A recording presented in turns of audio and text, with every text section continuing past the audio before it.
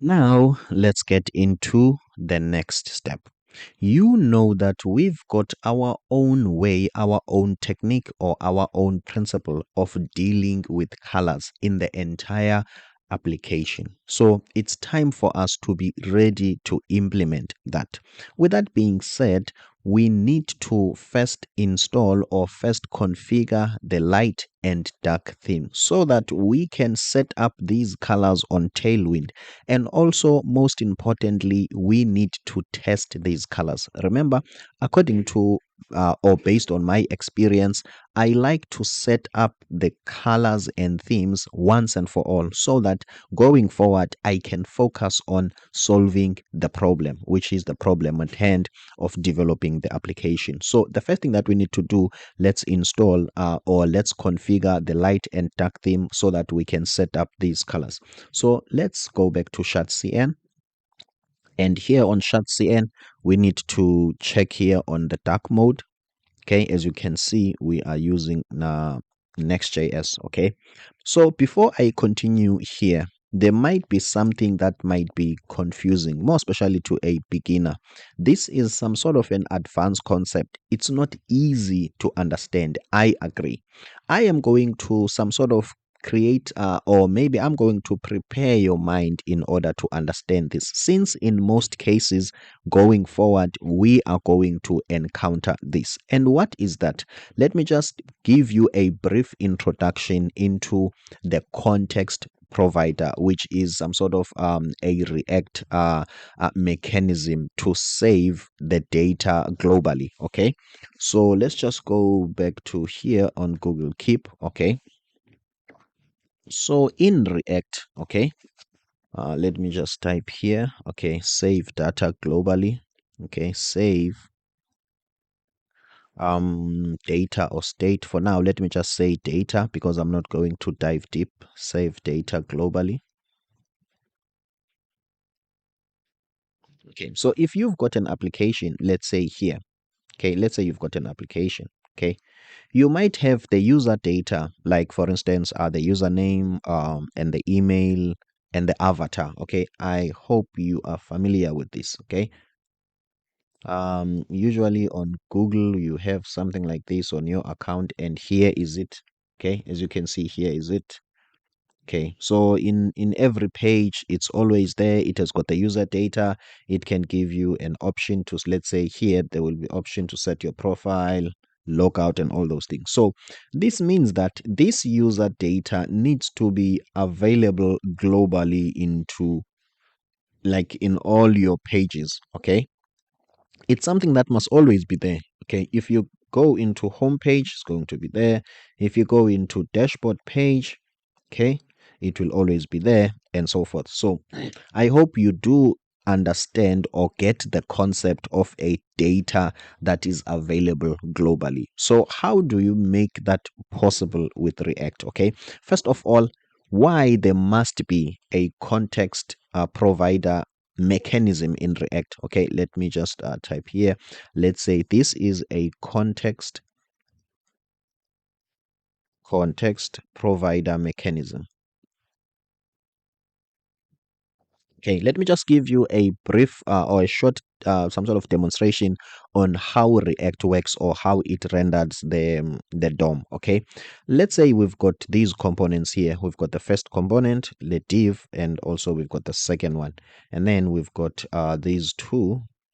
And here we've got almost like, let's say, more components. Okay, so what React will do, React is statey. Okay, in most of my explanation I always have this silly thing. It's silly, but it helps me to get the point across, or to hit the point home. Okay, it's United States, not of America, but of React. Okay, it's United States of React. Okay, so what's going on with the USR? Okay, I've just realized that React uses the states, okay, in most cases. Okay, so meaning that if you are looking at this as a component, it might have some state. When that state has changed, this component will re-render, it has to be refreshed. So as you can see that most component, let me just draw these lines. This is depending on a certain state. This is depending on a certain state. This is depending on a certain state. What is a state? A state, it's a data. For now, just think of a switch like on and off. Okay. I hope these are the correct signs of a switch on and off. Okay, so it's either it's on or off. So let's say this is let's say an avatar state. Okay, it's either there is an avatar or there is no avatar. So it's either going to be 1 or 0. So the reason why I'm using an analogy of a switch, I want you to get that idea of when an action is being done, something, okay, a state of a light bulb will change. It's either it's on or off. Okay, but in real life or in the actual implementation of React, this is just a data. Okay, it's not like it's on or off. It's not binary. Okay, but I want you to master or grasp the idea of states. So these components, they are depending on a certain data that might change. Okay, so as you can see, this is depending on a state, and also this one, and also this one, and also this one, and also this one is depending on a state. Okay, so what am I trying to achieve or trying to bring into the picture here is that these components, they've got, for now, let me use this word, a shorter lifespan. Okay, meaning that they don't stay like this forever.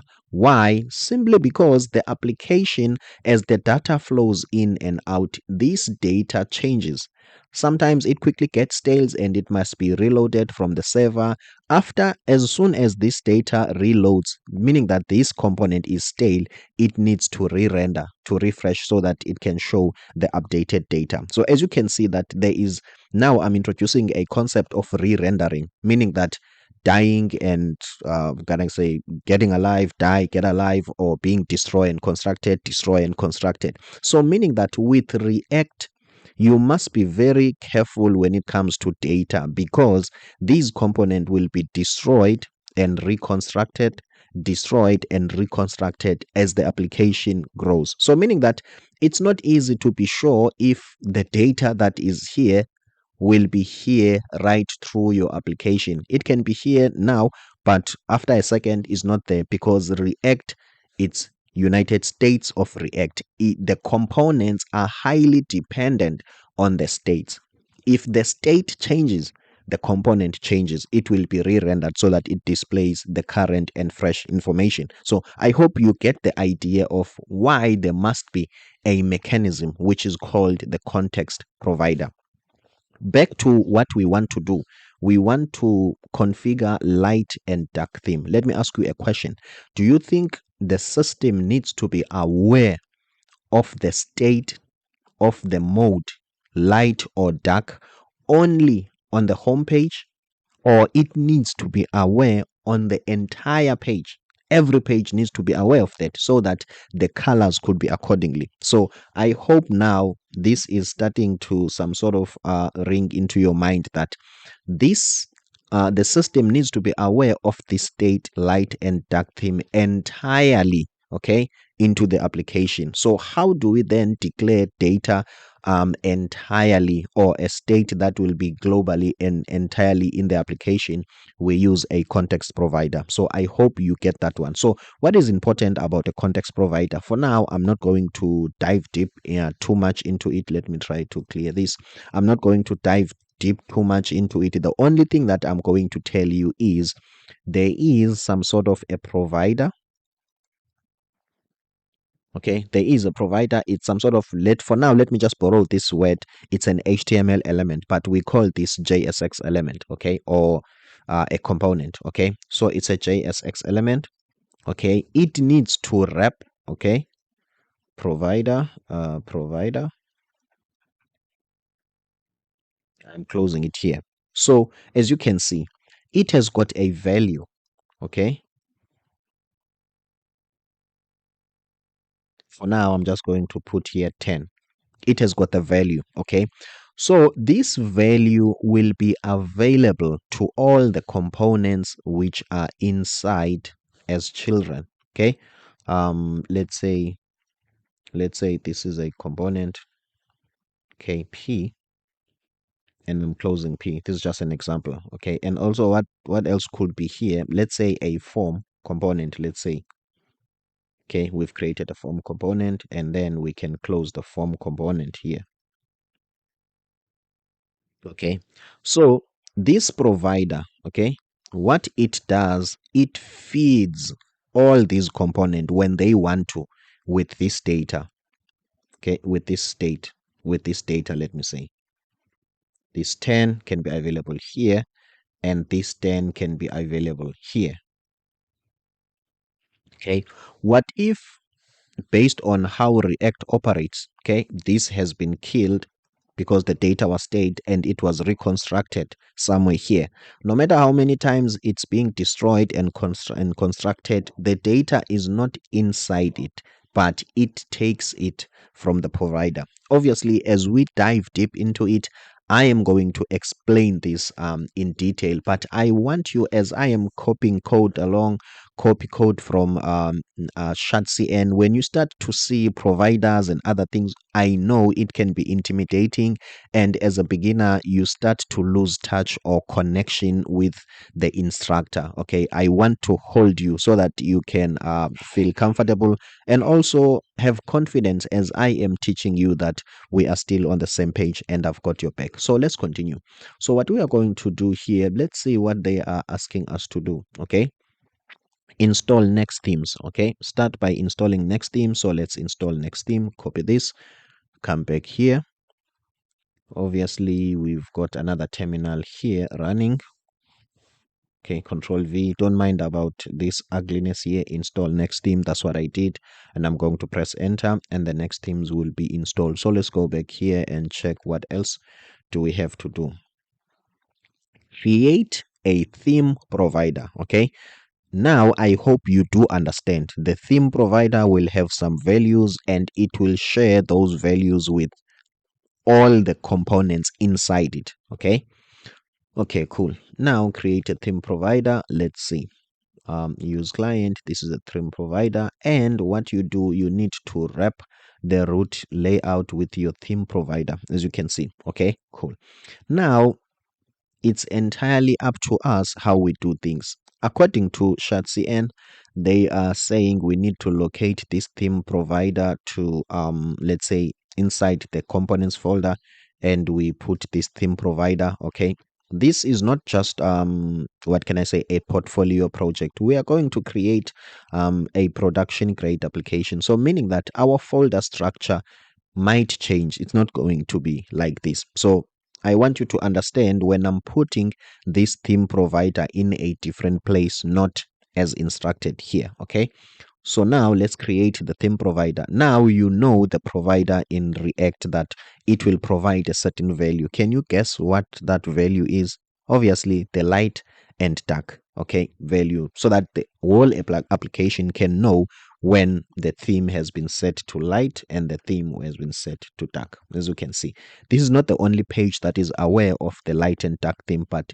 every page is aware. As a result, the colors changes accordingly. Okay, thank you so much for that. Now let's continue. We want to create our own provider. Let's go back to our own code. Okay, let's see. Okay, obviously we are going to work on this. Okay, on the folder structure. We are going to work on the folder structure. Now, the only thing that I'm going to tell you is that there are two folders or important folders that we need. Okay, it's a folder that directly relates to an app. Okay, I am even tempted to call it app like this, but unfortunately, this is Next.js. You can't have the same app folder. You are going to confuse the Next.js system. What do I mean by an app folder? Okay, this folder will contain all the things that are directly associated with the app. Okay, meaning that these are some sort of attached to the app. You will never reuse them anywhere else in your code. And then let me create that folder. Okay, let's say app.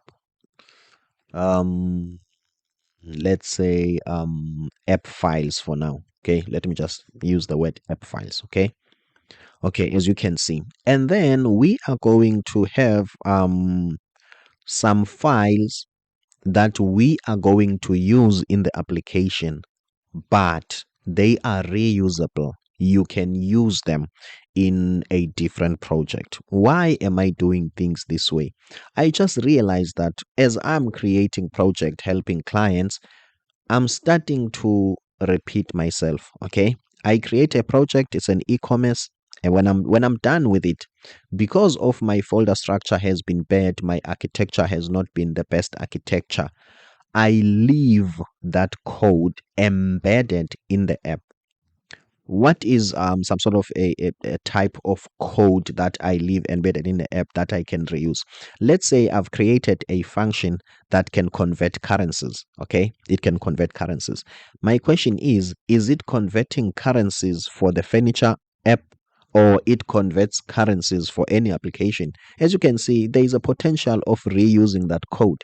So I will categorize that code and put it in a folder that I know I can copy that folder as it is and use it somewhere else. This will help you to some sort of create components that are reusable, that can help you in a different project. And at the same time, when you want to copy those components, you don't move up and down the code copying these small things, and then because sometimes you might copy the wrong things. Okay, so we are going to have a folder which is app file, and then we are going to have a folder which is going to be called reusable, okay, files. Feel free to name these folders according to the way in which you want. Okay, this is app folder and this is reusable files. Okay, my apologies about that. So let's continue. So now inside the app folders, okay, these are the folders that we are going to use. We are going to put all the files that are very, very, very specific to the application. Okay, the theme provider that we are creating, it's for this specific application. So the more we create folders, files, we always have to think and we have to be aware. Is it going to be very, very specific, or it can be a reusable file? Okay, in fact, these files, we don't really have to say files here. We can say maybe components, but that's not important. So let's come here. So here I am going to have providers. Okay, these components are responsible for providing me with the data or certain values. So let me call this theme, okay, theme provider dot tsx. Okay, theme provider dot tsx, and I'm going to go to shadcn, copy this file as is. My apologies about this, and paste it here. Okay, as you can see, everything works well and we don't have any errors. Okay, so let me just briefly explain what's going on here based on my initial explanation. Okay, this is a provider. Okay, it provides something to the children. Okay, the difference here, in my explanation before, I had some sort of a p tag and a form tag. Okay, so here this mechanism is making things some sort of easier. Okay, how does it make things easier? It can take this children stands for any component. It doesn't matter what it is. So now we are not being specific to say that we are going to, to provide values to a p tag and a form tag. We are just saying that we need to go to an entrance of the entire application and wrap that entrance with the provider. What components is the application going to supply, or what component are we going to wrap? Here we are saying we don't care much any component. We are going to take those components as children and render them inside the provider, so that, as you can see, there are props here which are coming from here, so that the provider, okay, the next themes provider will provide the state, the light and dark mode. I hope at least you understand. Obviously, as a beginner, this is not going to be easy, it's not going to be clear, but it's much better. I have shown you what's going on here. Okay, so once we are done with this, I think the next step is to wrap the entire application with this theme provider. How are we going to do that?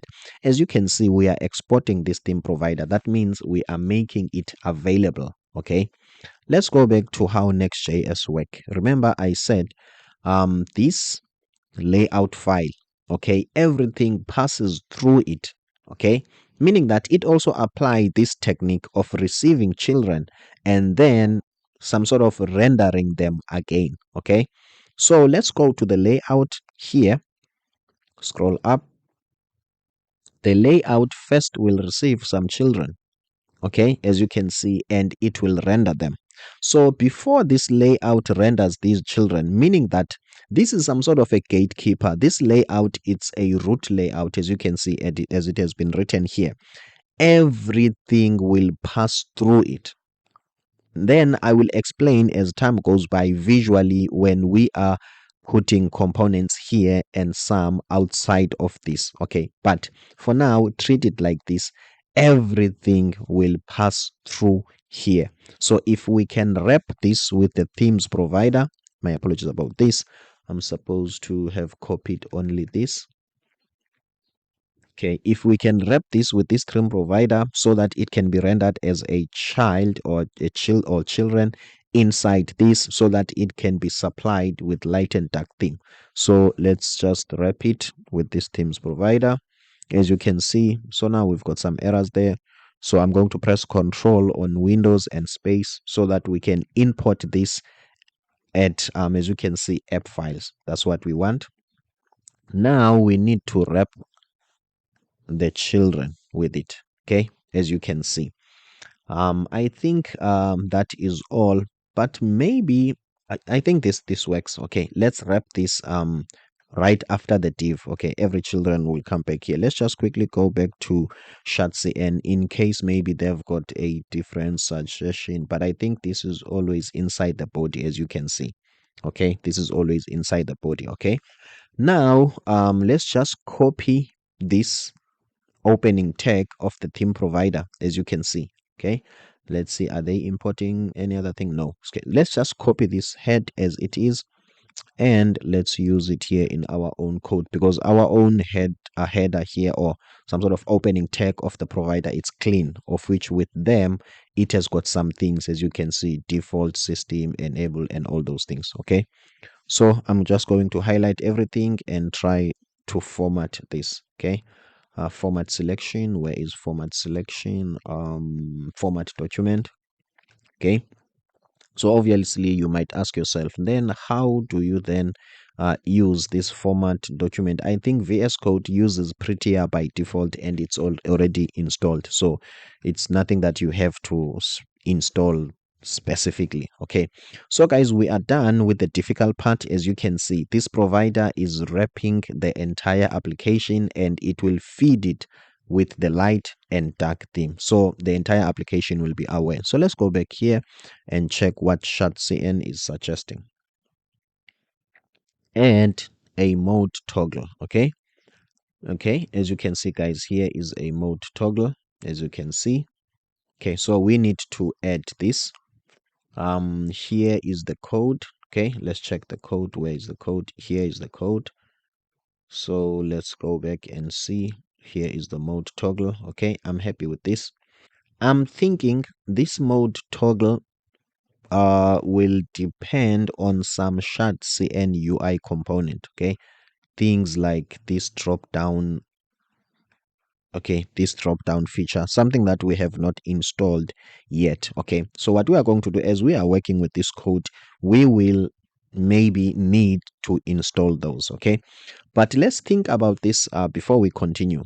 Are we going to need this code toggle in one place, or we might need it in different places? Okay, the reason why I'm asking myself this question is where I put this file, okay, and how I arrange it. It's very important. Okay, so now let's see how this is being used. Okay, we are going to always have this as this component and we are going to always use it from here. Okay, so it's not like it's going to be available here and then maybe somewhere here and then somewhere there. There might be a possibility where it might shift from being here and it might be displayed on a different place. Okay, let me show you that case. On dark mode, sorry, not on dark mode, on mobile screen. Okay, according to SHAT-CN, it's always here even on mobile. Okay, some other applications, or maybe the way I also do things, okay, sometimes there will be a need for you to move it here to here sometimes. Okay, so with that being said, I think this component doesn't have some I don't want to be here, I want to be, let me just go back. Yes, I want to be here. Okay, so as you can see, this is some sort of a simple component. So what we can do, we can copy this, okay, and then go back to our code. Okay, this component is going to be specific for this application. Okay, so inside the app files, where do I want to be? Okay, inside the app files, I want to create a folder which is components. Okay, it can be a small letter. Okay, let's say app components. Okay, app components. Okay, app components, and then we can call this file a theme toggler. Okay, okay, tsx, as you can see, and let's paste it here. Okay, it's very important. What's the error? As you can see, guys, okay, this SHAT-CN component, it's importing a component at components folder UI drop down menu, a component that we have not installed yet. Okay, so that means we are still going to install it. So what I'm going to do, I'm just going to rename this just to copy the name as it is, this theme toggler, and then we are going to change this. SHAT-CN has named this mode toggler. I think this is the best word. Okay, I think this naming is the best instead of theme toggler. Okay, we're not really toggling the theme, we are toggling the mode. Okay, dark mode or light mode. Okay, so let's go back here and change this file to this. I'm happy with that name. Okay, so as you can see, guys, now this created another, let's say, mini problem. Okay, so we just need to import this to some sort of set up the drop down menu. Okay, let's go to SHAT-CN, and where are the components? Let's go up components, go to D. Do we have a drop down menu? As you can see, guys, so let's just install it. Okay, okay, let's install the drop down menu. Enter. Please don't mind about this, I have just pasted this as it is. As you can see, it doesn't look clean and neat. So let's see what will happen here as this component is being copied and pasted in our code. Okay, as soon as this is done, let's check what will happen here. As you can see, now let's wait and see. Suppose this disappears. Okay, because now we will have a drop down. As you can see, guys, now this disappears.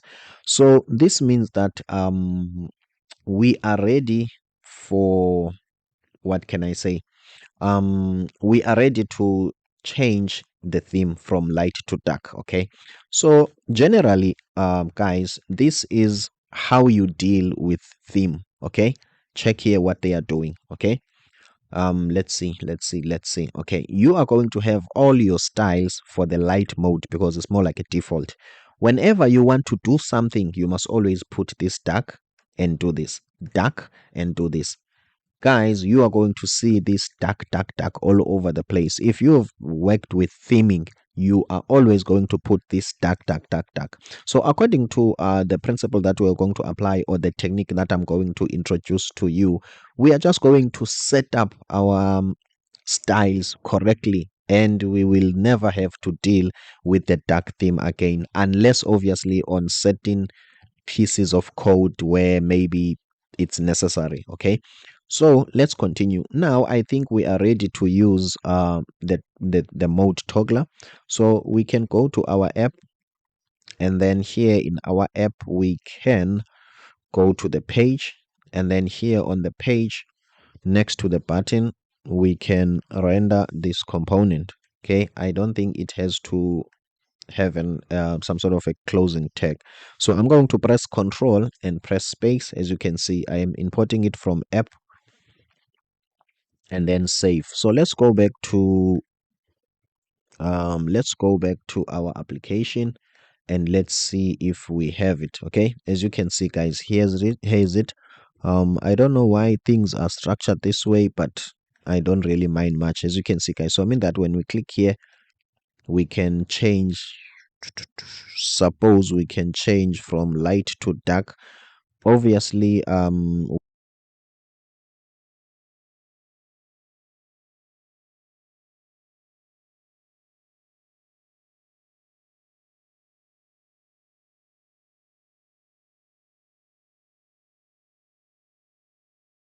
we might have done a little bit of a mistake, and that will be around the provider. Okay, that's my uh, best guess. Okay, we've been careless with the provider, and that is not much of a problem. Okay, first first before we go there, there is a lowest hanging fruit when it comes to the error that we are encountering.